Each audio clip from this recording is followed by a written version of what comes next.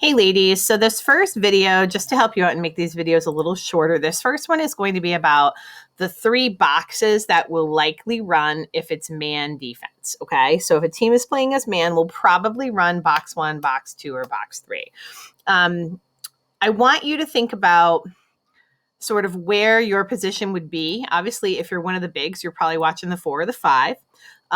If you are a guard, you're probably watching the 2 and the 3, and you're also watching this 1. So the person who takes the ball in bounds, and we'll be deciding who that person is as we keep repping this, needs to be someone who can make really good decisions, who knows these plays just as well as the coaches do, because you're the one who's going to be making that game decision on who the ball should go to. So you need to understand how these plays work really well. On Maya's lineup, Maya and Kaylee, you both practice that inbounder position. Abby, Zuber, when you're there, you're going to join that group, and I might want to give you some reps. So the three of you definitely want to watch this spot as well as these two. Amber, you want to watch these two. On the other lineup, we had Lauren Kay inbounding the ball. Lauren Hall, I want you to watch this as well. I want to kind of give you a shot there. So the three of you, Haley Hathaway included, should be watching all these spots. Although, Haley, you can watch these two. I probably won't put you in this position. The 4 is also, so when we move into our boxes, box 1 is going to be a pick across, a pick away from the ball play. So the 4 needs to be somebody who is really good at picking across and sealing and sitting down and making space and asking for the ball. And the 2 is important when we're running box 1 because the 2 needs to be our best shooter on the floor. And you guys can take care of that yourself. You know, you look at each other, they call box 1. Like at the end of the day, it doesn't matter who's there, but if there is time to adjust, you know who the better shooter is. You just make that adjustment on the fly. And if you don't know, you can ask us in a timeout. But at that moment, just go ahead and make the call. You can ask us in practice if you're not sure on your lineup. So the way that box 1 is going to work is when the ball is handed to our inbounder. Remember, we're not going to wait for a break because that wastes a second. Everybody needs to be ready to go. You're on the court, you're ready to go. You see the handoff, here we go. The 4 and the 3 are both picking away at the same time. So 4 is coming across. This is happening simultaneously to pick, and so is 3. Now 5 and 2, you can either make or break this play. So if you just go running by the pick, this play is not going to work. This play works if we can actively cause a switch.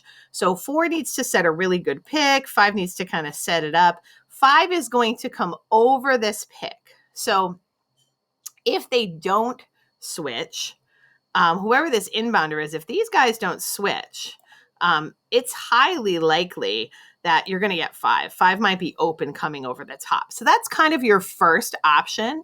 That's not the option that's typically open, but it could happen if this guy is chasing. Okay. But what we're really hoping for is after 4 sets this pick, that 4 seals.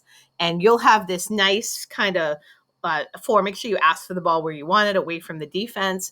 And the inbounder should obviously ball fake and then enter the ball here for a nice layup. Okay. So you might have 5 coming over the top. You're definitely probably going to have 4 on the seal.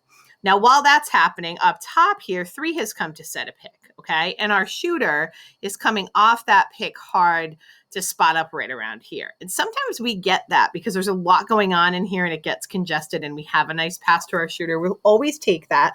That's kind of our third option. So if you're inbounding the ball, this is going to show up first if it's open. This is going to show up second, and it's our best option. And timing-wise, this is going to show up third, okay?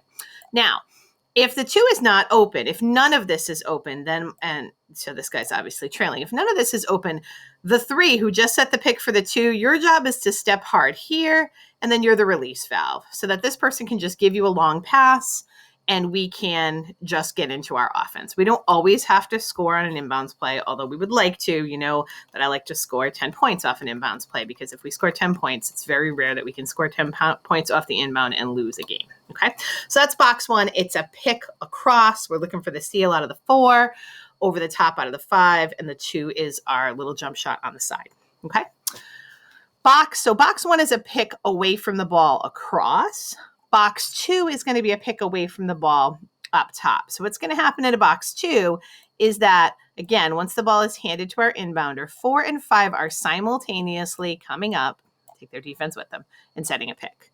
Remember what I said. You need to set the pick on the outside. So your feet need to be set up so that we're really picking this guy off. Because what we're doing, and by the way, and I didn't say this in practice, but I'm going to say it now. If 2 is our best shooter and we have time in the game and we call box 2, then 2 should probably be on the ball side. Jeez, I'm sorry, I'm moving my whole core. 2 should probably be on the ball side when we start the play, and 3 should be here. And you should make that adjustment if you can. If you can't, we can still run it. We don't need to be scrambling around. But if there's time, you can adjust it, because more than likely ball side is going to be open and we want our best shooter there. So our 4 and our 5 set this nice angled pick so that if our 2 and 3 set it up correctly, our first option is our 2. That's our strongest shooter. And so obviously if she's open, we'll take her, because then the next time we run box 2, they're really worried about that. And our next layer is going to be open. So if they don't switch, you should be able to get a nice shot out of 2. So if you're the person taking the ball in bounds, I hope you're paying attention to this, that's really your first option. But if they do switch, and we hope they do, if they do switch, then what's going to happen is, if they switch, our 4 and our 5 are going to, because they've picked and because they've switched, they're going to be able to get their defender here right on their hip, and they're going to be able to flash back to the basket for you. You just have to be careful not to collide. Many times it's a tough pass if 4 comes straight down the lane. So lots of times I will encourage the 5 to kind of cut a little wider. So the 4, after you get the guy in your hip, can come back right down the middle. I'm having all kinds of problems with my Google Draw tonight. The 4 can come right back down the middle. So 4 and 5, you can talk about that, especially on your lineup, so you kind of know what to expect. But the 4 will come right back down kind of towards the middle, maybe not necessarily in line with this inbounder. Okay. So again, if you're the person inbounding, you're looking for the 2. Here's our shooter. And if not, the 4 and the 5 coming back. Again, we have our release. So if for some reason nobody's open, the 2 can go hard and come back wide towards half court. 3 can also make a strong cut over there so that 1 has that nice baseball pass and we have a release and we're not stuck. Okay. So box 2, really effective against the zone, because if we don't, against a man, because if we don't get a switch, we should have a shot from our best shooter. If we do get a switch, we should have our 4 or our 5 coming down the lane for a nice little short jumper or a finish at the rim. Okay, so that's a box 2. Box 1, pick across. Box 2, pick up. So the last box that I want to talk about is box 3. It's my favorite because, again, once we've run box 2 a bunch of times, teams are totally set up for this and we score almost every time. Now, if you are the inbounder on box 3, you need to be ridiculously patient. Coach Mike talked about counting to yourself: 1001, 1002, 1003. You got to start to worry when you're getting to it, that 1004, right? You got to, that's when you start to worry. And we'll let you know if we have timeouts, and have a little patience. Let the play materialize. So the way that box 3 works on this side is it is the exact same as box 2 at first for these 2 people. So our 4 is going to go ahead and set a pick for our shooter here. Our 3 is going to go ahead and set that pick up and come really wide. And that's important because we've got to drag some defense. Wherever that defense comes from, we got to drag some defense out with us. Probably this guy cutting over the top, okay? The 5 is sort of staggering this. You can't be too late, but you can't come at the exact same time. You got to wait like a half a second for this to happen. Okay, so you got to give it a little bit of time. So now what the 5 is going to do is the 5 is going to go ahead and come pick the picker. So 4 just picked for somebody and either caused a switch or caused somebody to fight over a pick. So this is fantastic. You're going to pick the picker. So if we don't get a switch here and the 5 sets a good pick, you are going to have this 4 coming clean for a layup. So if you're the inbound, if you're the person who's inbounding the ball, you might have 3, probably not. We've run box 2 a bunch of times. They're worried about that, so they're sending a guy there. They're worried about it, and that's why we're going to get the 4, because there's going to be a switch, and then there's going to have to be another switch. And if they don't switch again, we're going to have a layup, okay?